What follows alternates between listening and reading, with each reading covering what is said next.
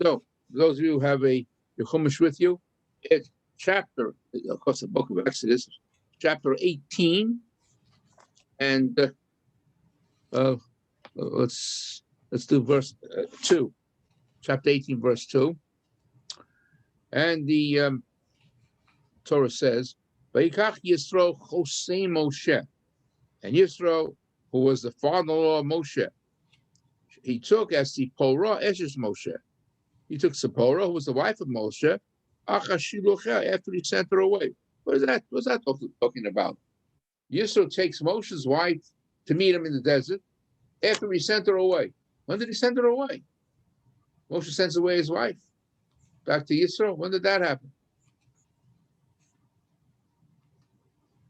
Okay, so back in Shemot, Parshat Shemot, the Torah says that God said to Moshe in Midian, he was in Midian where he lived with his wife and his father-in-law, I want you to go back to Egypt. Okay, and Moshe took his wife and his children. But Aaron then met them. It says, Aaron then met them in the desert. He met him by the mountain of God near Sinai. Amalo, and Aaron said to Moshe, Miham, who are these people? Obviously, they didn't see each other, and they had maybe didn't have any much of a communication there, and they don't know. Aaron had no idea who these other people were, and Moshe explained to them, "That's my wife, Zipporah. These are my." And at that time, he had Eliezer. I mean, Gershon was the older one, and Eliezer was, I suppose, a little younger. And he said to him, "Where are you bringing these? Your wife and your children? Where are you taking them?" He said, "Well, I'm going to Egypt." And Aaron told him, "Omalo al rishonim onim mitztarim v'yata bol hosav we have enough problems with all the people in Egypt, and you want to add to that? You want to bring your wife and your children? It's not the time to do it."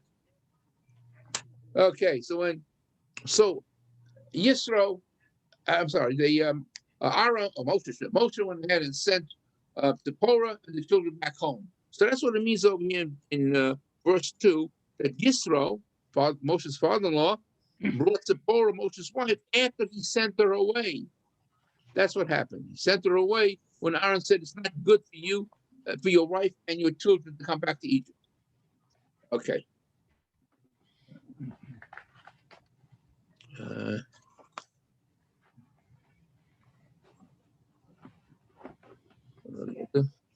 Okay, then it says, verse 3. Yes, and he took her the two children. The first child was called, Moshe's child was called Gershom. Why was it called Gershom? You divide up the name Gershom into two words. It's Ger, a stranger, Shom, there. He was a stranger in the land of this case it was Midian. A stranger there, Gershom. I was doing something. I was cleaning up. Yeah. Okay, but the next verse, the name of the second child was Eliezer. And why do you call him Eliezer? Well, because God saved me. Now, if you look at the word Eliezer, for Eli is my God. Ezer, help me. God's helped me. And it says, the verse ends and says, Vayatzileni mechere paro. And Hashem saved me from the sword of Paro. What was going on over here? How did he save him from the sword of Paro?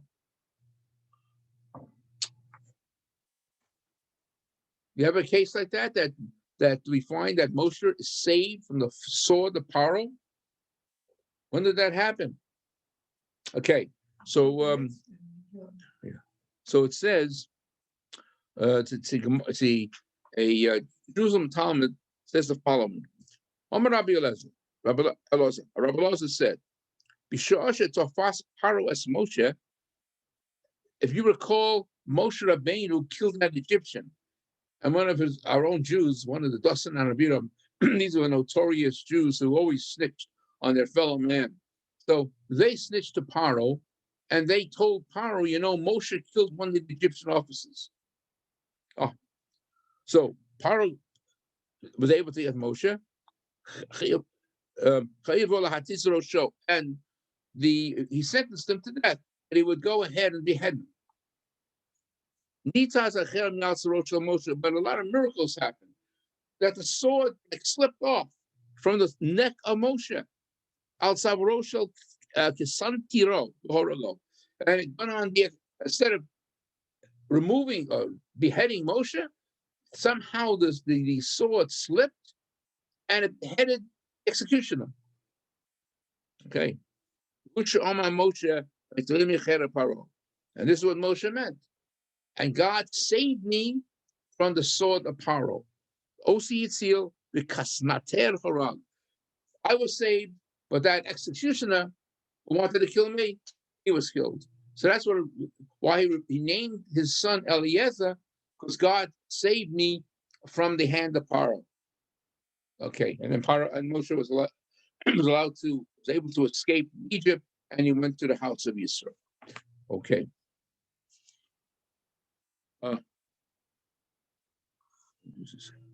Six. And we go to verse 5.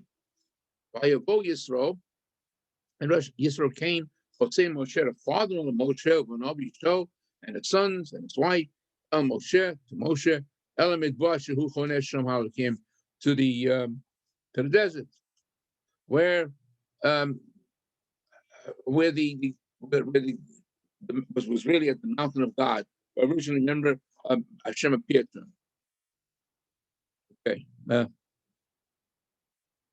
Then it's about Yom El Moshe. This is all of a sudden, Yisro is coming to Moshe into this desert, and it says, Yom El Moshe, Ani Chosencha Yisro Bo'alecha. He's coming to Moshe and he says, I'm your father-in-law.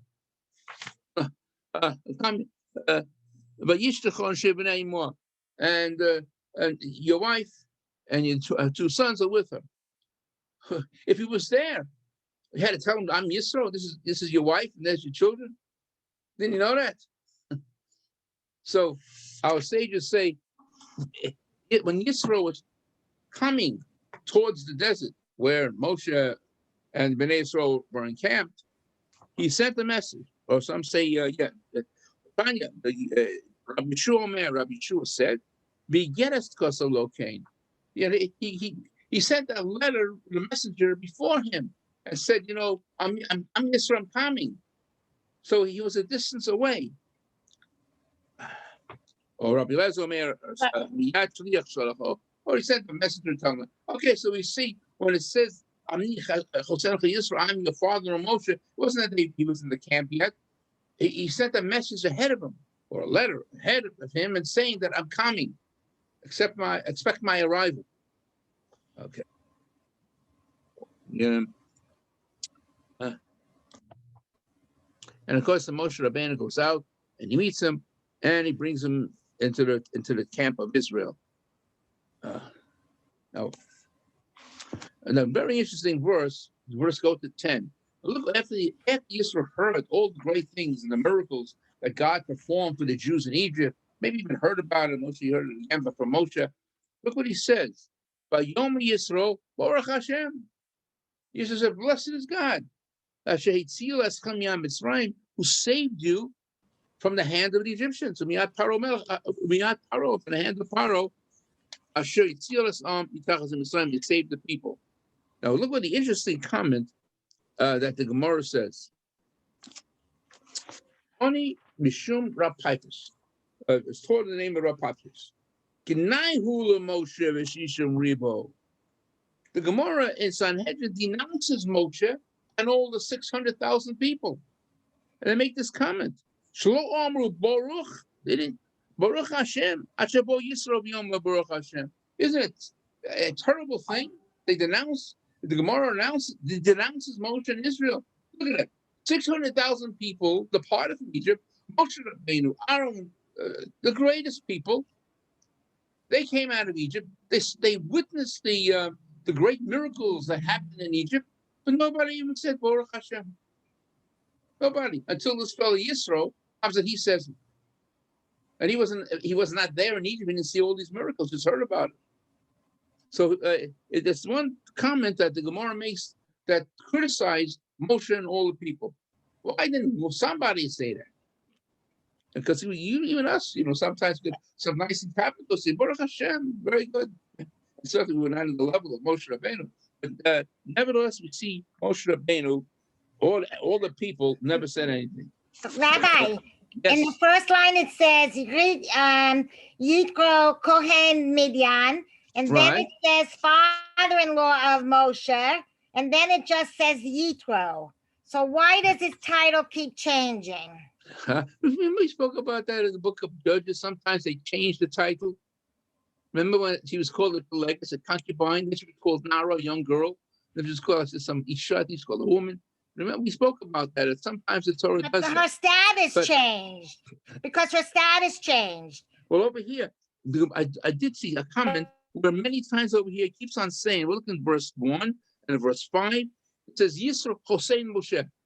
Yisro is a father-in-law of Moshe because he was honored by it. So the Torah says he's called several times the father-in-law of Moshe because he was very proud of that he was the father-in-law of such a great person like Moshe. Maybe, and also you have to see, originally, I think we mentioned that in Parshat Shmos. We mentioned that when Moshe fled from Egypt and he came to the house of Yisro, and we mentioned that Yisro was a searcher. He was searching for a God. He went from one idol to another pagan god. Different gods throughout the years, and finally he recognized that God is the real God. So I heard a different interpretation. What did you hear? This he said that your God is the greatest of gods. Yes. And that mean that he had right. That means he does say that some ways. Yes. Right. He says that it's the greatest of gods means that there are still other gods. And that's why in the end, Moshe sends him back. He's not happy with him there because he's not really. Maybe. There's a lot of talk about that. Some people say it was a very good thing. But not that Moshe didn't want him around. In fact, Yisro was the one who told Moshe, I want to go back to my people. Why did he want to go back to his people? Because he wanted to convert them to Judaism, or to believe of one God, really. I suppose monotheism now would be the better word, to show them what monotheism is all about. So it's not necessarily true that that Moshe did not want him. I don't think so. And in fact, later on, we had it in the book of Joshua that we find the descendants of Yisro joining the camp. I think they had their inheritance near the city of Jericho, near the city of Jericho. So we find a number of the descendants and friends of Yisro did join the camp of Israel eventually, but through Yisro who did it. He convinced them and explained to them why it was important to accept monotheism. Yeah. Let's see what else we have here. Order. So why would he say Elokim and not is the only God? Well, now he realized that he has, as he said, he was searching. Yisro was a searcher. He was searching for the truth. He was searching for the true God. And he went from God to God. He was a pagan at one. But finally, he realized that Hashem is the real God. Even says, look in verse 11. Look what it says. And from this statement, you see that he must have been searching. Now I know. Hashem, he called Elohim. But Hashem is great in all of the other gods. And Elohim, this is meaning the pagan gods. Right, so he's greater than the gods, but he's not the only God, and he doesn't deny paganism. He just says that your God is the greatest. Let's see. Rashi says the following when he said that Hashem is greater than all that Hashem is greater than all the other gods. Look what he says. Maybe they're referring to this. Rashi says. It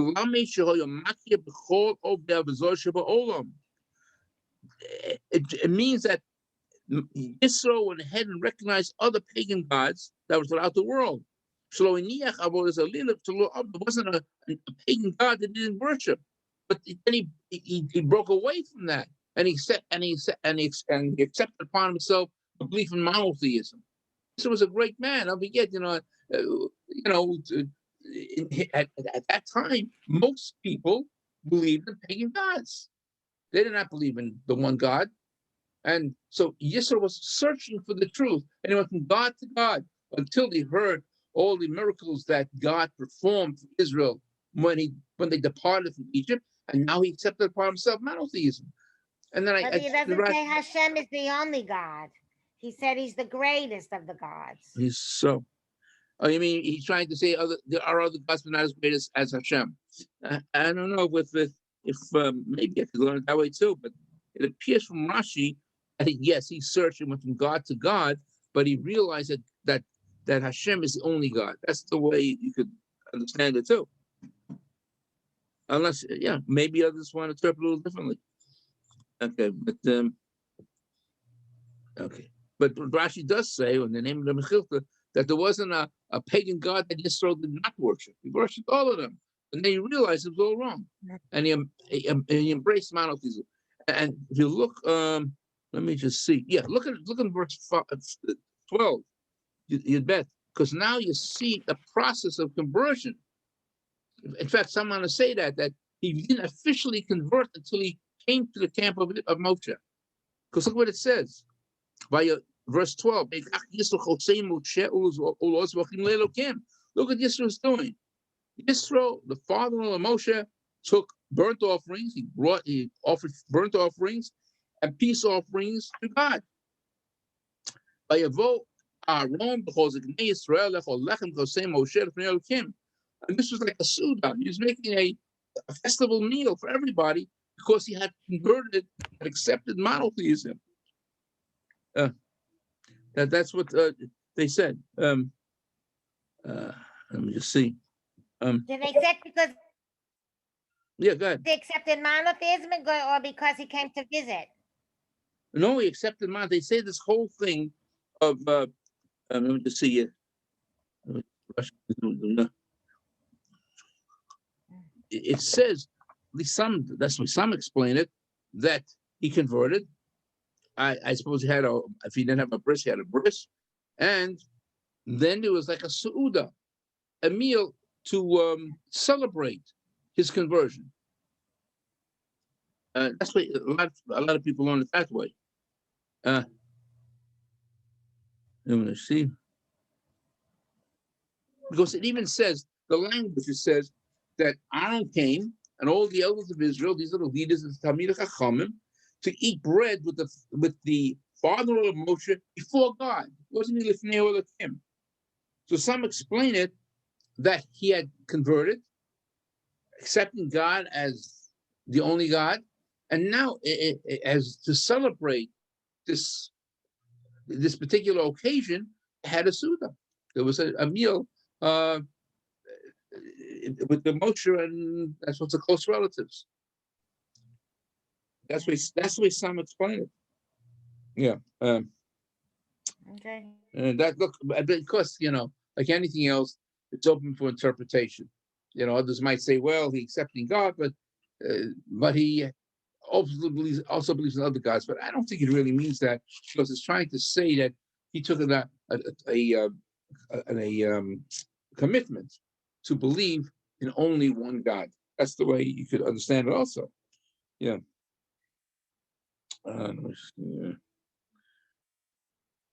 I saw it someplace else.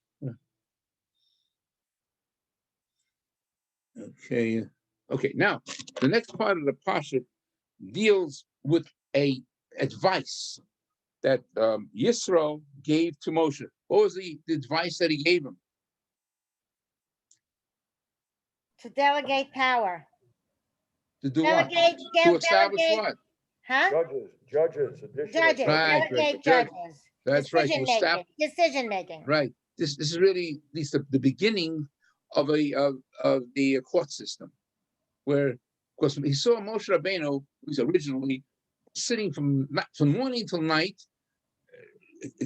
judging certain cases, advising people what to do. And Jesus said, you can't do it all alone with the multitude of people you have here. You need help. And they suggested to set up a court system, but he does say, as long as God approves it. And he proved of it. God did approve it, and the that was the beginnings of a court system. And eventually became known as the Sanhedrin. I mentioned this many times. In the court system of Israel, if it was a monetary case, how many judges presided? 3.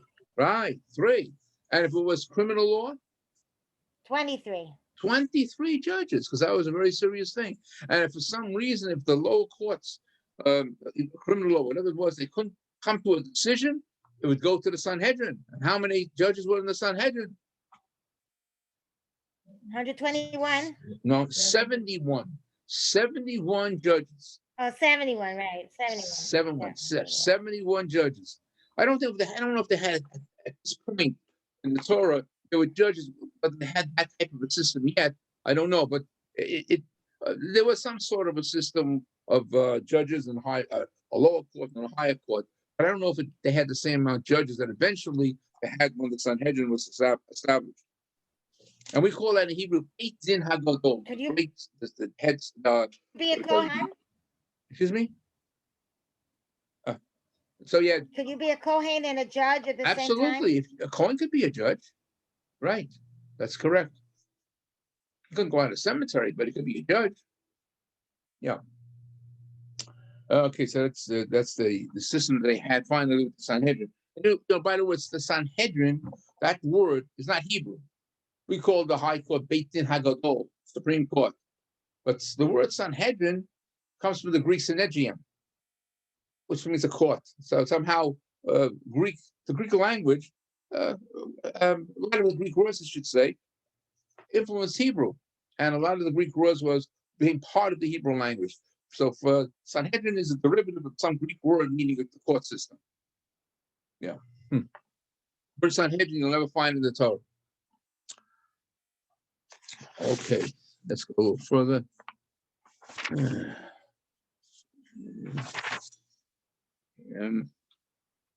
Of course, I suppose one of the most important parts of this week's Parshat is, what is the most important part? We stand up for it. In fact, when we read in the Torah, Aseret Debrot. And how do you translate Aseret Debrot? Statements. What? Statements. Yeah. Statements. You remember that. Aseret is usually I'm surprised even, I think I saw it in the Art Scroll, they translate the 10 Commandments. Right. That's an incorrect translation. Aseret is 10, but Dibrot is not commandments. Dibrot means utterances. So we have 10 times God spoke to Bnei Israel, but within those 10 utterances are more than 10 commandments. So really that translation is wrong. Should be the 10 utterances. Okay, I mentioned that many times. And while I'm on that, if in the shul, I think most synagogues usually have the tablets on top of the ark. But what's wrong with that? What was wrong with those tablets? Who remembers? I one time mentioned it. 2 tablets. And because it had 2 separate ones. The way it's formed by all these 10 the tablets, it looks like it's one tablet with a line down the middle. So that's right. First of all, it's 2, and also the shape at the top. You notice that usually it's round at the top of the tablets. That's also incorrect. According to our rabbis, more in Shkolim, the Gemara tells us that there were 2 cube-shaped stones shaped into 2 cubes, and 5 of them are in 1 cube, and the other one's in the other cube, and that's what it was. And even in the Haggadah, when we sing that song of the number song at the end, and they talk about Shtay, who knows 2? So what's the answer? I know 2. Shtei Luchot HaBrit. There are 2 tablets of that. But then there's another. But then there's another one that he made 2, one the copy of the other. So each one had the 10 utterances. Not they Right, weren't divided right, because then right. the machlokas it was 4 and 6 and not 5 and 5. No, once it's 5 and 5, but there is an opinion that it was 10 and 10. On each tablet was 10. The 10 utterances were written, inscribed on each of the tablets. The Gemara in Shalom, it seems like the Gemara comes to the conclusion, or the most acceptable interpretation is that each stone, each cube, had 5 of the commandments on it. Okay, but whatever. Rabbi, yeah, can I ask you a question? Yeah, of course. They were talking about doubling the number. Wasn't it also that it went through so you could see it on the reverse and the front? It was on both sides. Absolutely. That was miraculous. Correct. You are right. Yeah. Yeah, that's right. Toby's right too. There are 2 letters. If the letters were inscribed through the thickness of the tablets, 2 letters should have fallen out. The samach, just look at the words, the samach. If you engrave the letter samach through the thickness of the tablet, the middle part should fall out, or the mem so fit, the final mem. If you inscribe the final mem through the thickness of the tablets, the middle part should fall out, and you won't have a mem. So the Gemara says, mem v'samach b'nesa yo'omedim. The letters mem and samach miraculously remained in the tablets. Okay, very good.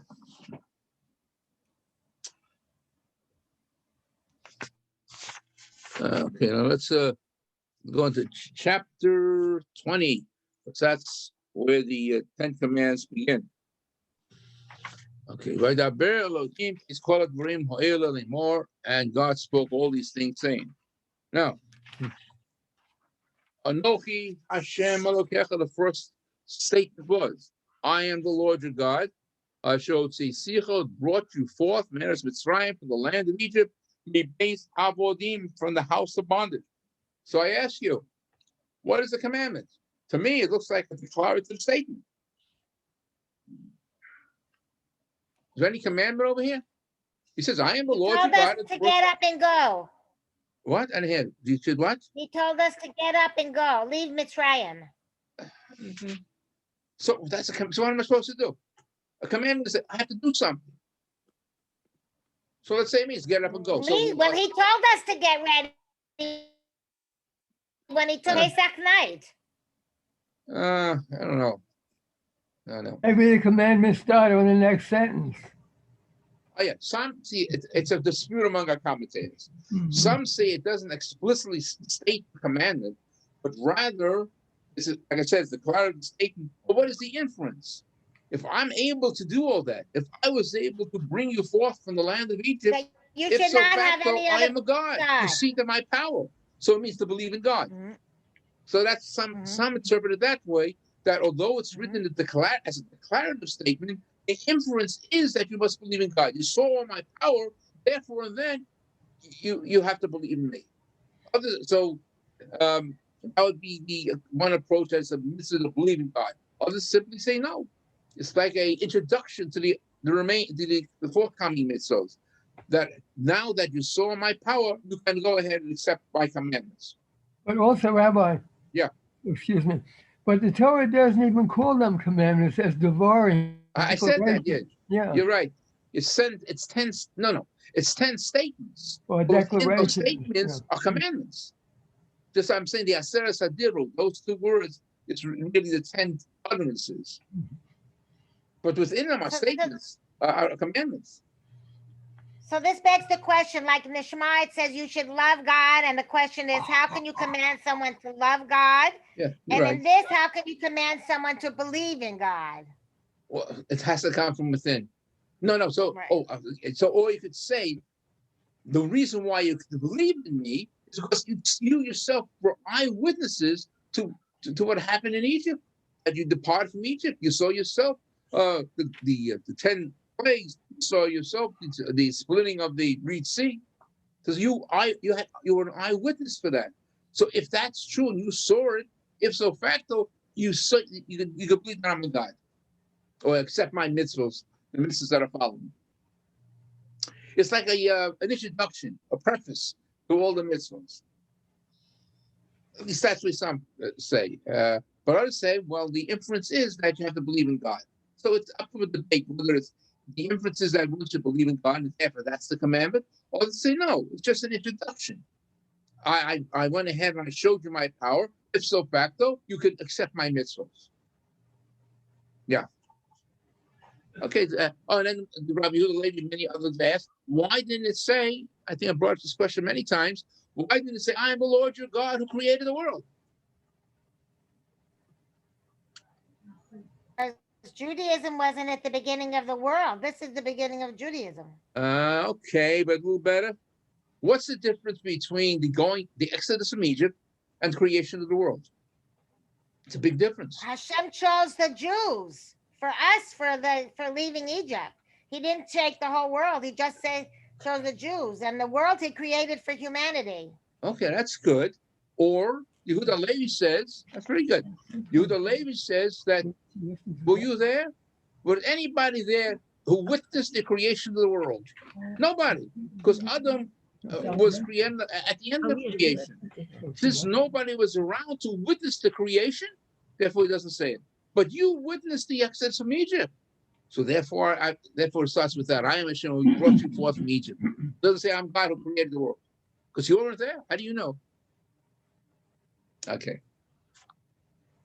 Okay.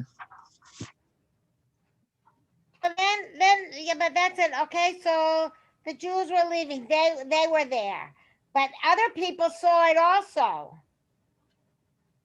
right? Well, they heard about it. So why didn't they all become Jewish? Because I suppose the miracles did not happen to them. Well, although we did say, I think it was a couple of weeks ago, But they did see miracles. Yeah. But we did say there was a multitude of non-Jews who came out with the Jews when they departed from Egypt. Those who were impressed to some degree. Later on, they caused us trouble, but it came to the golden calf. But you're right, there were some Jews who were impressed. Well, even the Egyptians, many of the Egyptians in the end, you said, they saw. Yeah. So many of them left. We don't call it the Erev Rav, the multitude of non-Jews who joined Israel when they departed from Egypt. Yes, there were non-Jews who joined them. So some saw the greatness of God and said, "Gee, we want to become part of this too." Yeah. Okay. So if they didn't celebrate Pesach before they left, could they have become? I suppose they didn't. I don't know exactly. I don't think they did. Or maybe there was some who did convert. They had to have a Brit Milah, they had to be circumcised before they could become Pesach. Even though many Jews who were not circumcised. We spoke about that in Parshat Bo. I mean, one of the requirements was that every male must be circumcised, even if you're Jewish. And if you were not circumcised, it's prohibited for that person to eat from the Paschal lamb. So it was like a mass circumcision among Jews, because not everybody circumcised themselves in those days. Even though they had the mitzvah, some did. But the other thing is, even throughout the desert, 40 years they wandered through the desert, no tribe observed the mitzvah of bris milah except for the tribe of Levi, because it seems like it was dangerous in those days to circumcise a child in the desert. And the Gemara talks about something, I don't know if it's true today, but the Gemara tells us that there was a certain wind called the Ruach Tzfonit, a northern wind that blew. And this was somehow like a healing, a wind that healed those who circumcised. So it didn't blow, according to what the Gemara says. So most of the tribes, except for the tribe of Levi, did not circumcise their children as they went through the desert, except for the tribe of Levi. And therefore, we learned it in the book of Joshua. At the beginning of Joshua, when the Jews crossed over the Jordan River, it was right before Pesach, and there was a mass circumcision of Jews who were not circumcised. So it's interesting. Throughout the desert, they did not observe that mitzvah, or most of them, except for the tribe of Levi. Okay. That's what it says. Yeah. And of course, that the weekly mitzvah that's so important to us, the fourth commandment, Zochor es Yom HaShabbos L'Kadosho. Remember the Sabbath to keep it holy. Okay, I think I asked this question one time. We said that for women, there are certain positive commandments that women are exempt from. What's the basic rule? Zman Grama, Drongo, which means? fixed time. Time Yeah, bound. yeah. A term, if any mitzvah, any positive mitzvah that's time limited, women are exempt. So the problem is, should women be exempt from observing Shabbos? It only happens once a week. Come on, you know this answer? What's the answer? Because in the mitzvah of Shabbos, observing Shabbos, there's also a negative commandment.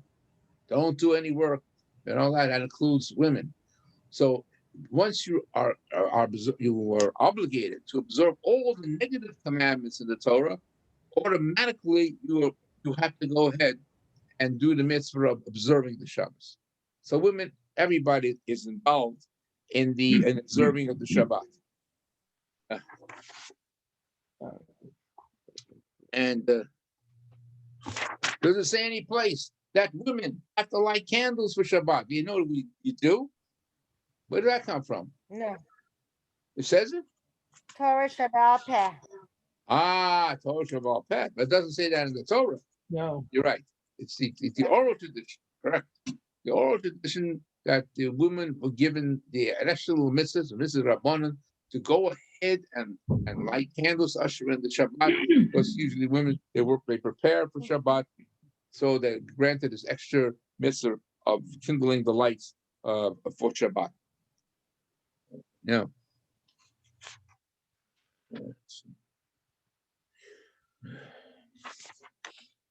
Oh yeah, the other thing is, these from the Torah, we notice that every day of the week, from Sunday to Friday, has no name. We have no name for it in Hebrew. The only day that has a name is Shabbat.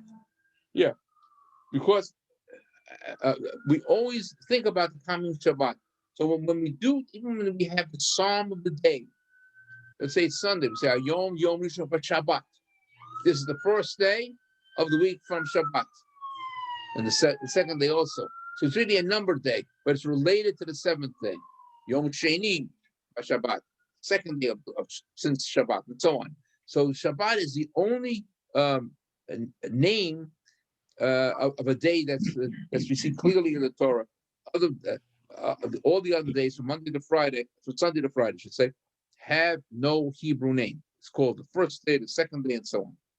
Yeah. What about Kiddush?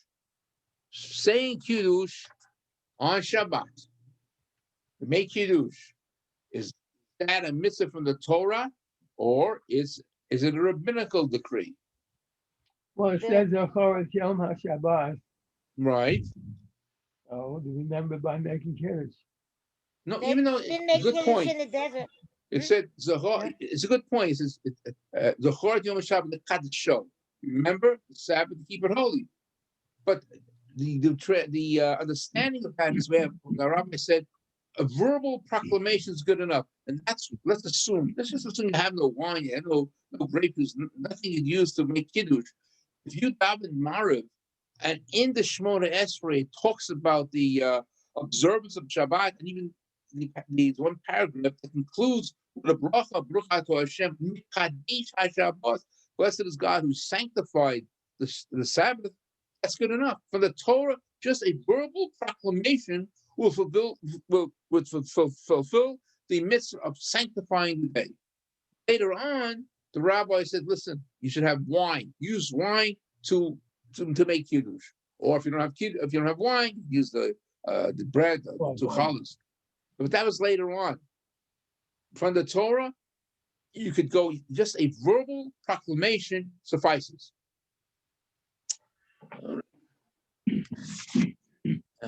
Another thing, last thing, yeah. Lo tigno. And usually the translation in the Torah, the English translation, is you shall not steal. Is that a correct translation? I don't hear it. Yes or no? What? Is that a correct translation? You shall not steal. Steal Well, Dinah is what? I think it means people. no, That's Sarah. kidnap. Oh, very good. Really over here, our sages say, although it says you shall not steal, it does not refer to money or things like that. It refers to stealing people, kidnapping. Because you shall not kidnap. And the problem is, why does it mean? How did the rabbis know that? That lo tigno should mean you should not kidnap, stealing a person, but not kidnap. Where did they get that from? So the rabbis say, take a look at the mitzvot